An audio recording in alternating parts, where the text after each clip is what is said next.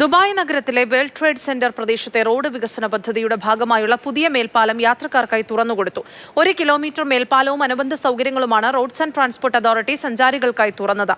പ്രദേശത്തെ 2 മേൽപ്പാലങ്ങൾ അടുത്ത ഒക്ടോബറിൽ തുറക്കുമെന്നും RTA അറിയിച്ചു.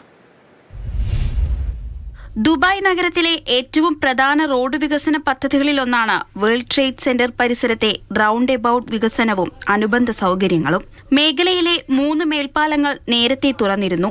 1 കിലോമീറ്റർ നീളത്തിൽ നിർമ്മിച്ച 4ാമത്തെ മേൽപ്പാലമാണ് ഇപ്പോൾ തുറന്നുകൊടുത്തത്. 1 കിലോമീറ്റർ നീളമുള്ള മേൽപ്പാലത്തിലൂടെ മണിക്കൂറിൽ 3000-ഓളം വാഹനങ്ങൾക്ക് കടന്നുപോകാം. യാത്രാസമയം 6 മിനിറ്റിൽ നിന്നും 60 സെക്കൻഡ് മാത്രമായി കുറയുമെന്നും RTA അറിയിച്ചു. ഷെയ്ഖ് സായിദ് റോഡിൽ നിന്നും ഷെയ്ഖ് ഖലീഫ ബിൻ സായിദ് റോഡിലേക്കാണ് മേൽപ്പാലം നിർമ്മിച്ചിരിക്കുന്നത്. കരാമ, ദേര തുടങ്ങിയ സ്ഥലങ്ങളിലേക്ക് പോകുന്ന യാത്രക്കാർക്ക് പുതിയ മേൽപ്പാലവും ആശ്വാസമാകും.